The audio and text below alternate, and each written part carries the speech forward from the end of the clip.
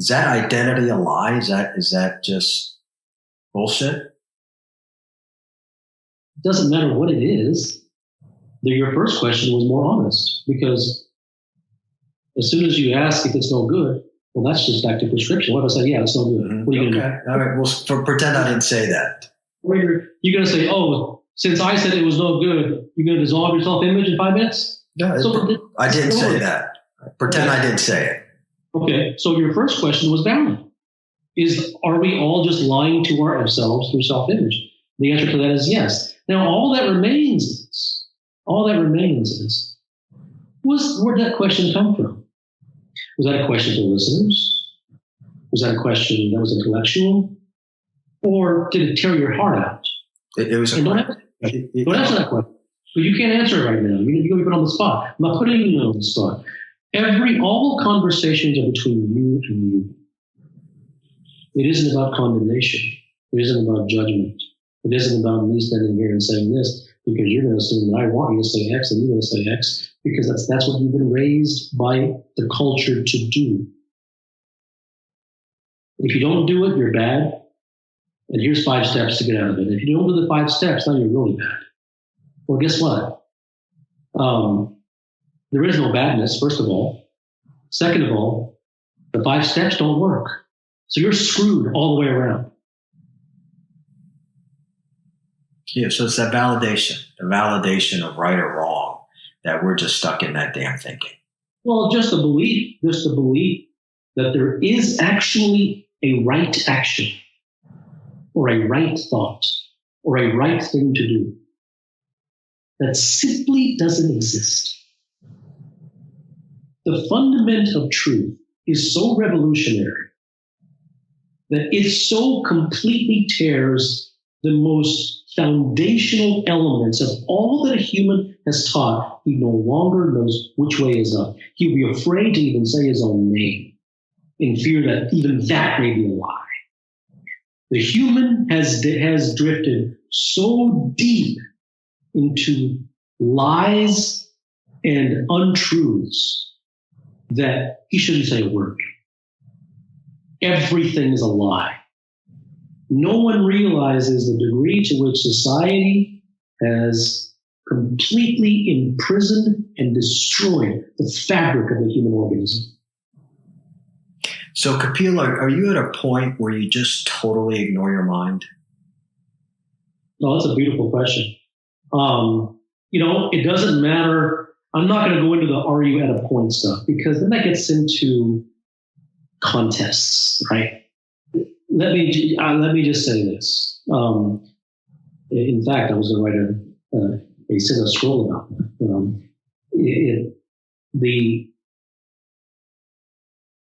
The mind is not you, and you didn't really hear me, and you're not going to, and it doesn't matter.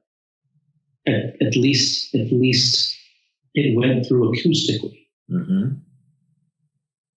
So what does that mean? The mind is not me. I mean, we hear the egos and you're not your thoughts and so forth, and I know that's not you. Well, everything that you think that you know, you don't. The beliefs and opinions that you have are so laughably wrong that if a God came out of the sky and you believe him because he was God, and he showed you, look, this is the real truth, you would be dumbfounded of just how ridiculously wrong and off top, so far from the truth you are. All right, so let me kind of ask you 2 quick questions to end where we started. And this is kind of a philosophical question I've been kind of toying around in my head. Do you feel that the shit that's going on in the world with this coronavirus, is this the wake-up call the collective needed to say that you've been so fucked up for a long time, it's time for you to shake out of this shit, and maybe a few people will ultimately do? Do you think we've been waiting for this? There's going to be Armageddon 1,000 times over. This is not the beginning. This has been going on in various forms forever, right?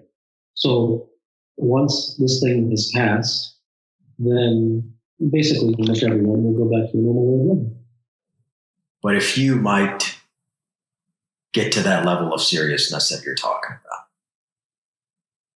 Yeah, but they might even with no coronavirus.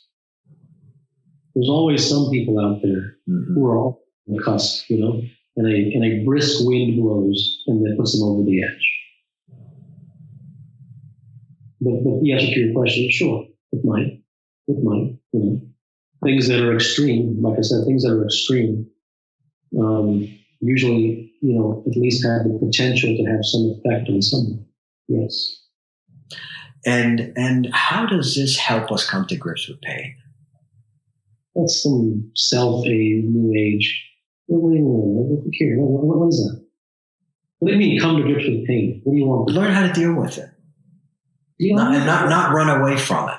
To deal with those are like, deal with is a fighting word. I mean, it's like taking the Palestinian flag to the Israelis. Come on, deal with?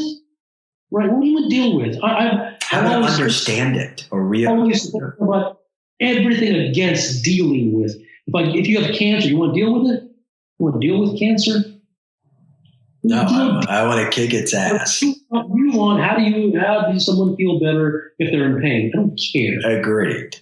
Okay, yeah. So if you hit him in the arm's gonna hurt, and then you alleviate the arm with some balm. Tomorrow you're gonna hit the leg, then the leg's gonna hurt, and the next day the head's gonna hurt. Come on, it's fine. Go to the motivational speaker and the mindfulness expert, and meditate your life away. Go ahead and go to the retreat, and you'll have some massage therapist with a ponytail take care of you. Okay, don't bring that stuff over here. I don't care.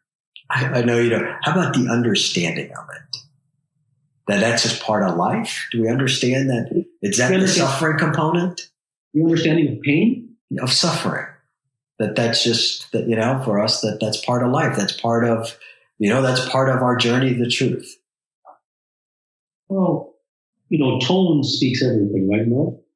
So that was an apologeticness for, that was part of life. That's just, okay. And I'm not going to say, I'm not going to say that you were right or wrong with that.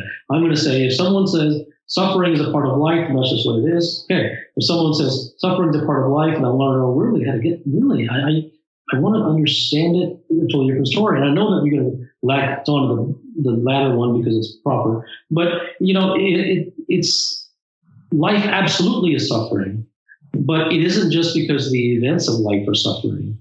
Life is suffering because of the illusions that we fall into as human beings.